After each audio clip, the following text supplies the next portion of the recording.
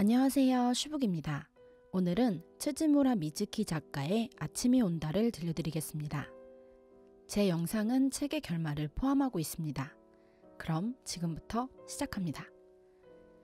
주인공 구리하라 하토코는 최근 들어 이상한 전화를 받습니다. 전화를 건 상대방은 아무런 말도 하지 않고 전화를 끊죠. 그러던 어느 날 여느 때처럼 전화벨이 울렸고 사토코는 그 이상한 전화일 거라 생각하며 전화를 받습니다.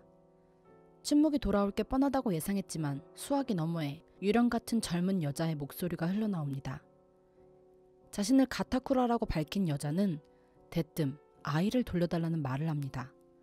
자신이 낳은 그 아이, 구리하라 부부가 입양해 이쁘게 키워온 아사토를 말입니다. 그녀는 만약 그러기 싫다면 돈을 준비하라고 합니다. 만약 돈을 주지 않는다면 입양 사실을 밝히겠다고 협박을 해오자 사토코는 우선 만나서 이야기하자며 약속을 잡습니다.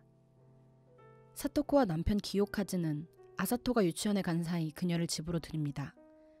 한참을 말이 없는 세 사람. 이내 남편은 그녀에게 단도직입적으로 묻습니다. 당신은 누구인가요? 그리고 확신에 찬 목소리로 그녀는 우리 아사토의 엄마가 아니라고 말합니다. 6년 전 자신들의 손을 붙잡고 울며 아이를 부탁한다던 그 소녀와 아이를 빌미로 돈을 달라고 협박하는 이 여자와는 분명 같은 사람일 리 없을 거라고 생각한 것이죠. 설사 진짜 친모라 해도 사토코와 기요카즈는 아사토를 보낼 생각이 전혀 없습니다. 아사토는 사토코 부부의 친자로 등록되어 있기 때문에 낳은 부모라고 해도 빼앗아갈 방법은 없습니다. 또한 아사토가 입양하라는 사실은 이미 아이와 주변 사람들 모두 알고 있었죠. 아사토가 3살 무렵 문득 엄마의 배를 만지며 이 속에 아짱이 있었냐고 물었습니다. 미리 타이밍을 정한 것은 아니었지만 사토코는 이참에 용기 내어 자신 말고 뱃속에서 길러준 엄마가 또 있다는 이야기를 꺼냈습니다. 히로시마에 있다는 말에 아사토는 그녀를 히로시마 엄마라는 호칭으로 부르기 시작했습니다. 사토코는 다시 한번 묻습니다. 당신은 대체 누군가요? 여자는 대답이 없었습니다. 그 만남이 있고 1달 가까이 흘렀을 어느 날 갑자기 집으로 경찰이 찾아옵니다. 젊은 형사가 내민 사진에는 놀랍게도 그녀가 있었습니다. 경찰은 뒤이어 이 여성이 회사 돈을 들고 행방불명되었다는 사실을 전합니다. 과연 이 여자에게 무슨 일이 일어나고 있는 것일까요? 그녀와의 연결점 아사토. 사토코는 아사토를 만나기 전을 떠올렸습니다. 그녀는 하루하루가 긴 터널 속에 있는 기분이었습니다. 길고 긴 터널. 출구가 있는지조차 알 수 없는 터널. 그녀가 남편인 기요카즈를 만난 것은 29살 때입니다. 회사 업무는 바빴지만 사토코는 막연히 언젠가 자신에게도 그런 날이 오리라 생각했습니다. 언젠가 둘의 아이를 갖게 되리라고. 그 언젠가가 정확히 언제인지 정하지 않은 채 사토코와 기요카즈는 35이 됩니다.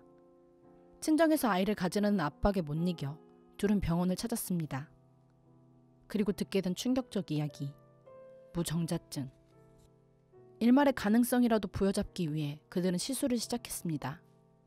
치료는 고통스러웠고 약의 부작용은 상상 이상으로 괴로웠죠. 하지만 끝끝내 아이는 생기지 않았습니다. 그렇게 불임 전문 클리닉을 다닌 지 4년이 지나던 어느 날 사토코는 남편에게 말합니다. 이제 그만하자. 그렇게 둘은 아이 갖기를 포기합니다. 불임 치료를 그만두고 1년 이상 지나던 어느 날 밤 사토코는 남편과 함께 특별 양자 결혼을 중개하는 민간단체의 활동을 소개하는 뉴스를 보게 됩니다. 아이는 이제 없어도 그만이라고 생각했지만 남편은 그 단체 사람이 한 말이 신경 쓰였습니다. 이건 부모가 아이를 찾기 위한 제도가 아니라 아이가 부모를 찾기 위한 제도라는 그 말. 자신들은 다행히도 아이를 키울 환경을 가지고 있으니 이 환경이 도움이 된다면 쓰는 것도 좋지 않을까? 라는 말로 남편은 사토코에게 동의를 구합니다. 사토코는 그런 글을 보며 이 사람이 남편이라서 다행이라는 생각을 합니다. 둘은 우선 설명회에 참석했습니다. TV에서 보았던 센터장 아사미 씨가 앞으로 나와 설명회를 시작하기 앞서 당부의 말을 전하기 시작합니다. 설명회에 오는 부부들은 평범한 아이를 원한다고 말하지만 평범한 아이는 평범한 가정에 있다고. 그러니 양부모가 되려면 친부모의 임신 경력이나 가정 환경에 어떤 사정이 있어도 상관없다는 각오를 해주시기를 바란다고 말입니다. 그리고 통상 자신의 아이를 낳을 때와 마찬가지로 성별을 따지지 않을 것. 태어난 아이에게 만약 중증 질환이나 장애가 있더라도 그 아이의 부모가 될 각오를 할 것 등을 설명했습니다. 그렇게 첫 설명회가 끝나고 사토코 부부는 양부모 등록을 합니다. 그런 그들에게 아이가 온 것은 그로부터 1년도 지나지 않아서였습니다. 연락을 받고 달려간 히로시마의 한 병원에서 사토코는 놀라우리만큼 가볍고 보드라운 아이를 품에 안았습니다. 그 순간 그녀는 느꼈습니다. 끝없이 이어지는 밤의 밑바닥을 걸어 빛 하나 없는 터널을 빠져나와 영원히 밝아오지 않을 것 같던 아침이 왔다는 것을 말이죠. 아이는 아침을 가져다 주었습니다. 아사미 씨는 아이 엄마를 만나보겠냐고 물었습니다. 원래는 그렇게 하지 않지만 그 엄마가 가능하다면 아이를 키워주실 부부에게 인사 말씀을 드리고 싶다고 말했습니다. 사토코는 주저없이 그렇게 하겠다고 답했습니다. 그렇게 아기 엄마와의 만남이 이루어졌습니다. 아이를 보자 그들은 순간 말이 나오지 않았습니다. 이 아이는 아무리 봐도 10대였기 때문이죠. 아무 말도 안 하던 소녀가 마침내 입을 열어 죄송합니다. 고맙습니다.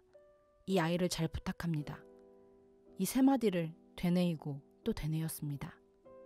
그날 호텔에서 소녀의 가족과 헤어지고 난 뒤 아사미 씨는 원래 이 소녀가 아사토를 키우고 싶어 했다는 사실을 알려줍니다.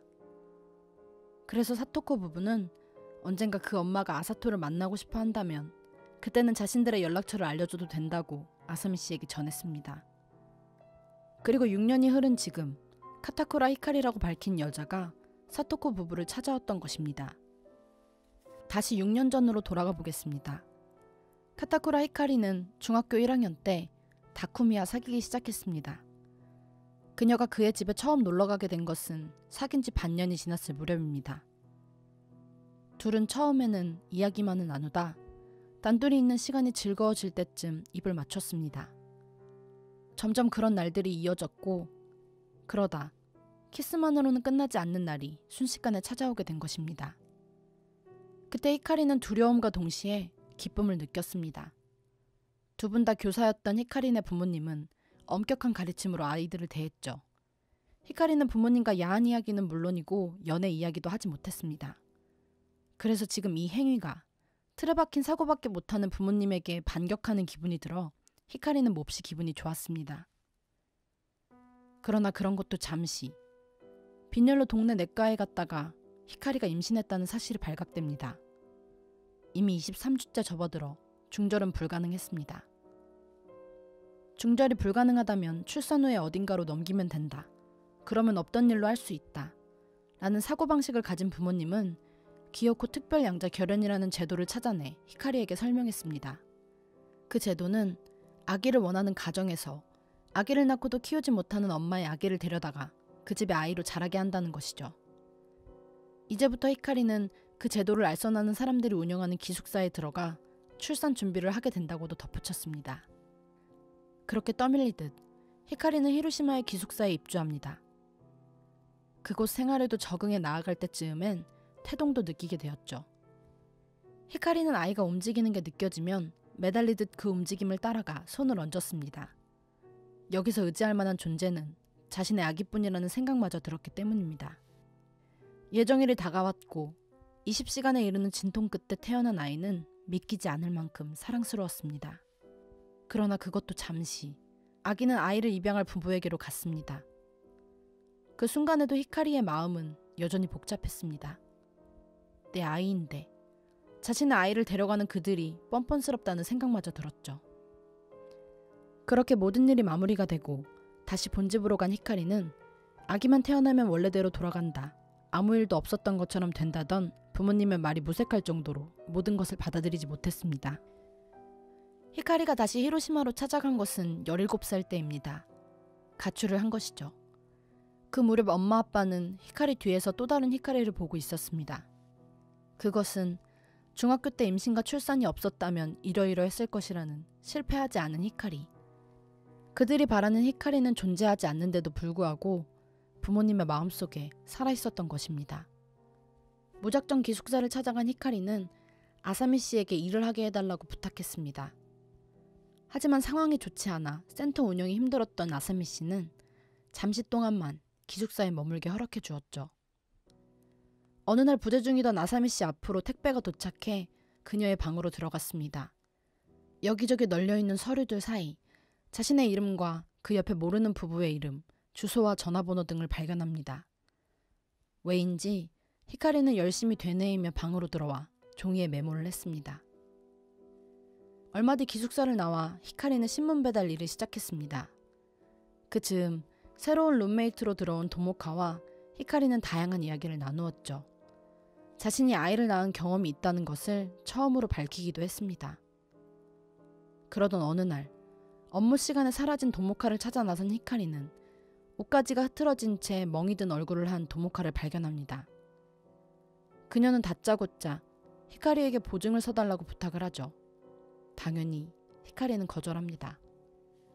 그날 이후 도모카는 툭하면 일을 빼먹더니 급기야 어느 날에는 말도 없이 짐을 챙겨 달아났습니다. 그리고 그녀가 떠나자 돌연 남자 2명이 히카리를 찾아왔습니다. 그 2사람이 내보인 서류에는 빌린 금액 50만엔, 보증인 히카리, 그 옆엔 도장까지 찍혀 있었습니다. 자신이 쓴 게 아니라는 말에도 아랑곳하지 않고 남자는 싸늘한 눈빛으로 돈 갚을 만한 일자리를 찾아줄 테니 언제든지 연락하라고 말하며 사라졌습니다. 남자가 말한 돈 갚을 만한 일자리에 집히는 것은 하나밖에 없었죠. 그날 밤 히카리는 이내 결심한 듯 짐을 싸서 무작정 숙소를 빠져나옵니다. 그리고는 막 도착한 아무 전철에나 올라탔습니다. 요코하마 역 근처에서 히카리는 하차했습니다. 도시로 나가면 히카리 한 명쯤은 존재를 숨겨줄 것 같았기 때문입니다. 숙식이 제공되는 비즈니스 호텔 청소부 일을 찾아낸 것은 기적적이었죠. 매일매일 일은 고됐지만 그래도 견딜만 했습니다. 그런데 어느 날 자신의 이름을 부르는 소리에 뒤를 돌아본 히카리는 자리에 얼어붙었습니다. 히로시마에서 만났던 그 남자가 서 있었죠. 재회한 그날부터 남자는 매일 히카리가 사는 직원 숙소까지 찾아왔습니다. 갚는다고 했는데도 하루도 빠뜨리지 않았죠. 지옥 같은 나날이었습니다. 히카리는 돈을 구할 방법을 떠올렸습니다. 그 방법은 호텔 금고에 있는 돈에 손을 대는 것이었죠. 그렇게 히카리는 그 돈으로 남자의 돈을 갚았고 당연히 얼마 안 가 프런트 직원에게 범행 사실이 발각됩니다. 그는 히카리에게 최대한 빠르게 돈을 갚아야 한다고 이것은 범죄라고 말했습니다. 다시 막막해진 히카리. 하지만 히로시마에서도 그랬듯이 갑자기 도망치듯 떠나기는 이제 싫었습니다. 그 순간 언제부터 그 생각을 하기 시작했는지 모르게 그 주소를 떠올렸습니다. 그리고 지금 히카리는 그 자리에 못이 박혔습니다. 당신은 누구인가요? 하고 그들이 히카리에게 물었습니다. 그들은 화난 표정이었습니다. 이 부부에게 있어 소중한 아사토의 엄마를 우습게 봤다는 것에 대한 분노와 굴욕을 느끼는 것이었죠. 이 사람들은 다름 아닌 히카리를 위해서 화내고 있었습니다. 6년 전 불안에 떨며 이 사람들에게 죄송합니다. 고맙습니다. 이 아이를 잘 부탁합니다. 하고 되풀이했던 그날의 히카리를 위해서. 그리고 그들은 가르쳐 주었습니다. 이 집에 히로시마 엄마라고 불리는 존재가 있다는 것을 말이죠. 이내 결심한 히카리는 대답했습니다. 죄송합니다. 말씀하신 대로 저는 그 아이의 엄마가 아닙니다. 육교 아래로 흘러가는 차량 행렬을 보면서 히카리는 마음이 고요해졌습니다. 마치 자신의 전부를 그 집에 두고 온 기분이 들었습니다. 히카리는 생각합니다. 그 집에서 계속 살아가는 히카리만 있으면 된다. 나는 그 집에서 히로시마 엄마로 분명히 살아있다. 버림받지 않고 소중히 보살핌 받는 존재로 그 집의 일원이 되었다. 이때 갑자기 쏟아진 비는 우산도 받치지 않은 히카리의 온몸을 순식간에 적셨습니다. 히카리는 또 생각합니다. 살아있어도 소용없지 않을까? 이대로 벼락을 맞았으면 좋겠다. 등에서 탁하고 세차게 부딪히는 느낌이 난 것은 그때였습니다. 놀라서 뒤돌아본 히카리의 어깨에 머리를 기대고 누군가 매달려 있었습니다. 그녀는 아사토의 엄마였습니다. 거칠게 숨을 몰아쉬며 그녀는 드디어 찾았다 라고 말했습니다.